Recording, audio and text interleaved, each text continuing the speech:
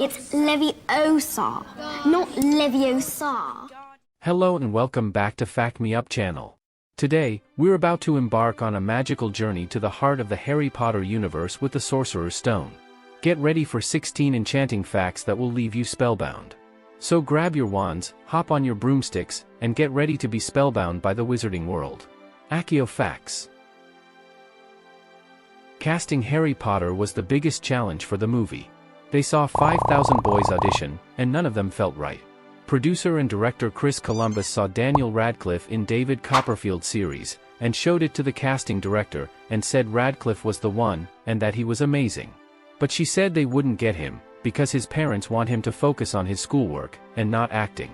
So they interviewed Harry Potters of different nationalities all over the world, and still hadn't found him. She got frustrated with Columbus, because he had his heart set on Radcliffe. By sheer coincidence, the producer and screenwriter of this movie went to a theater, and in the front row was Radcliffe with his father, so they talked, and slowly persuaded him to cast Radcliffe. Emma Watson's Oxford theater teacher passed her name on to the casting agents, and she had to do over 5 interviews before she got the part of Hermione Granger. Watson took her audition seriously, but said, "I never really thought I had any chance of getting the role." The producers were impressed by Watson's self-confidence, and she outperformed the thousands of other girls who had applied. Hello there, my name's Rupert Granger. I hope you like this and don't think I stink. I'm 4'9" and 8 to 11. That's what I'm For his audition, Rupert Grint submitted a video where he showcased his unique talent by rapping, while passionately expressing his desire to play the role of Ron Weasley. Alan Rickman was hand-picked to play Snape by J.K. Rowling, and received special instructions from her about the character of Snape. Rowling even provided him with vital details of Snape's backstory, not revealed until the final novel.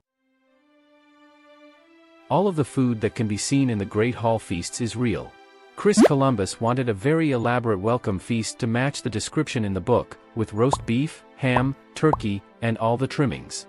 Unfortunately, filming under the hot stage lighting for hours at a time quickly caused the food to develop an unpleasant odor, despite the meat being changed every 2 days and the vegetables twice a day. For the following films, samples of real food were frozen, so that molds could be made of them, and copies cast in resin.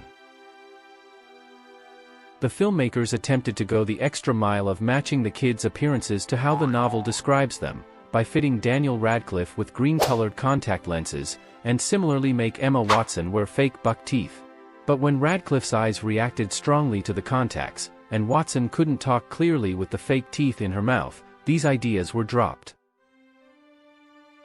Richard Harris only agreed to taking the part of Albus Dumbledore after his 11-year-old granddaughter threatened never to speak to him again. Patrick McGoohan was originally offered the role, but had turned it down due to health reasons. Sadly, Harris later had health issues of his own, dying of Hodgkin's lymphoma shortly before the release of Harry Potter and the Chamber of Secrets. Tom Felton did not read any of the Harry Potter books before auditioning, and at the audition, Chris Columbus was asking each contender for the role of Malfoy what his favorite part in the book was. When it was his turn, Felton said his favorite part in the book was the part at Gringotts, which is what the previous contender had just said. Columbus saw through this very quickly, thought it was very funny and gave the role to Felton. J.K. Rowling revealed on her website that she was asked to play Harry's mother Lily during the Mirror of Erised scene, but she turned down the role, claiming that she is not an actress and would have messed it up somehow, so instead it went to Geraldine Somerville. Richard Harris, who had been acting for more than 40 years by the time Harry Potter and the Philosopher's Stone entered production, stated that he had never been involved with a cast that was as close as this one. The only problem is, I can't remember what I've forgotten. In one of the scenes in the movie, Neville received a Remembrall from his grandmother, but he doesn't remember what he has forgotten. In that scene, Neville is the only student without his robe on. He must not have remembered to pack it. The floating candles in the Great Hall were created using candle-shaped holders containing oil and burning wicks and suspended from wires that moved up and down on a special effects rig to create the impression that they were floating. Eventually one of the wires snapped, due to the heat of the flame, causing the candle to fall to the floor. Fortunately, no one was injured, but the decision was made to recreate the candles using CGI for the following movies, as using real candles was determined to be a safety hazard. Richard Harris was 70 years old during the filming of Harry Potter, and had trouble remembering his lines due to his age. Daniel Radcliffe would ask him to help with running his lines, just to give Harris more practice.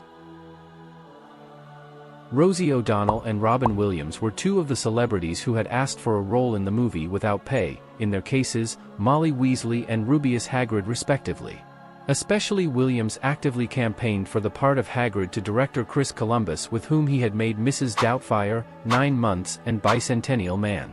Unfortunately, Columbus had to disappoint them both because they are American, and author J.K. Rowling wanted a cast strictly from the British Isles. During filming, Daniel Radcliffe changed the screen language on Robbie Coltrane's mobile phone to Turkish. Coltrane had to phone hair designer, Aydan Fennell's Turkish father, in order to find out the Turkish word for change language. The child actors and actresses would do their actual schoolwork in the movie, to make the school setting more real.